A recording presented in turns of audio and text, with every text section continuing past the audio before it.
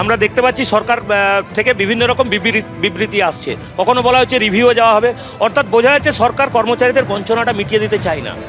যেটা আমরা আরও গভীর আশঙ্কা করছি, এই সরকার মালিক শ্রেণীর কাছে কমিশন কাটমানি খাওয়া অভ্যেস, তো মালিক শ্রেণীর কাছে কাটমানি খেয়েছে। কেন মালিক শ্রেণীর কাছে কাটমানি খেয়েছে? পশ্চিমবঙ্গের সরকারি কর্মচারীদের 1% যদি দিয়ে বাড়ে, সাধারণ যারা কর্মসংস্থান করছে, যারা কাজ করছে বিভিন্ন সেক্টরে, তাদের 6 টাকা বেতন বাড়ে। অর্থাৎ 40% বকেয়া দিলে 240 টাকা বেতন, 250 টাকা মালিক শ্রেণীর লাগবে। সেই জন্যই সরকার চায় না শিক্ষিত সমাজকে টাকাটা দিতে। এখানে আরেকটা বিষয়, কাটমানির ব্যাপার নেই ডিএতে, সেই জন্য সরকার বলছে যে এটা দেব না। সরকার চাই যে সস্তা কাঁচা টাকা দিয়ে ভোট কিনতে, কিন্তু সরকার ভুলে যাচ্ছে যে সরকারের যত রকম প্রকল্প সরকারি কর্মচারীরাই ইমপ্লিমেন্ট করে। সরকারি কর্মচারীদের প্রতি যদি বঞ্চনা করেন, 10 থেকে 12 লক্ষ সরকারি কর্মচারী, তার সাথে পরিবারের সাথে যুক্ত অন্তত 6 জন, অর্থাৎ সরকারি কর্মচারীদের অ্যাকাউন্টে 60 থেকে 70 লক্ষ ভোট রয়েছে।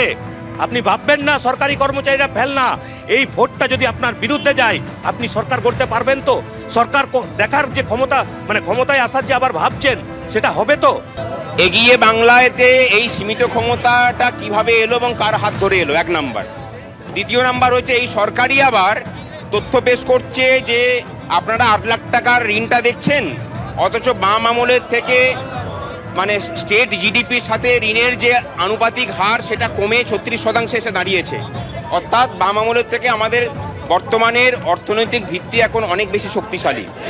একদিকে বলছেন যে অর্থনীতি অনেক শক্তিশালী হয়েছে, টাকা না থাকলে অর্থনীতি শক্তিশালী হলো কিভাবে? সেটা যদি হয়ে থাকে তাহলে ভারতবর্ষের সমস্ত রাজ্য যদি দিতে পারে, তাহলে তুমি কেন দিতে পারবে না? আমাদের থেকে আর্থিকভাবে পিছিয়ে থাকা বিহার যদি বিগত 2 বছরের মধ্যে 5 লক্ষ স্থায়ী পদে নিয়োগ করে কেন্দ্রীয় হারে এআইসিপিআই মেনে মহার্ঘ ভাতা দিতে পারে, তাহলে পশ্চিমবঙ্গের কোন সে ব্যর্থতা যে কারণে দিতে পারছে না তারা? সরকারের মানে গণতন্ত্রের মধ্যে কোনো প্রতিষ্ঠানকে স্বীকৃতি দিতে না চাওয়ার যে মানসিকতা, সেই মানসিকতারই বহিঃপ্রকাশ হচ্ছে। সুপ্রিম কোর্টের রায়কে আমি মানব না, আমি আমার মতো করে চলবো, সেই জায়গা থেকেই আজকে পথে নামা। এবং আমাদেরকে এই সরকারটাকে মনে করিয়ে দিতে হচ্ছে যে তুমি গণতান্ত্রিক দেশের একটা অঙ্গরাজ্যের সরকার, সুপ্রিম কোর্ট এই দেশের সর্বোচ্চ আইন প্রতিষ্ঠান, তার অধিকারকে, সেই জায়গাটাকে তুমি খর্ব করতে পারো না, তাকে ইমপ্লিমেন্টেশন করো। সুপ্রিম কোর্টের রায়কে ইমপ্লিমেন্টেশন করানোর জন্য আজকে পথে নামা। ডিএটা কিন্তু শুধুমাত্র কর্মচারীদের অধিকার নয়, এই ডিএর সাথে আপনার আমার শ্রমের যে মূল্য সেটার সংযোগ আছে। কর্মচারীদের টাকাটাকে মেরে মেরে এই রাজ্যের শ্রমিক মানে শ্রমকে সস্তা করেছে বলে আপনার আমার গ্রামের ছেলে মেয়েটাকেও ধান পোতার কাজ করার জন্য দক্ষিণের রাজ্যে পাঠিয়ে দিতে হচ্ছে। এই জায়গাটা মানুষ আগে বুঝুন।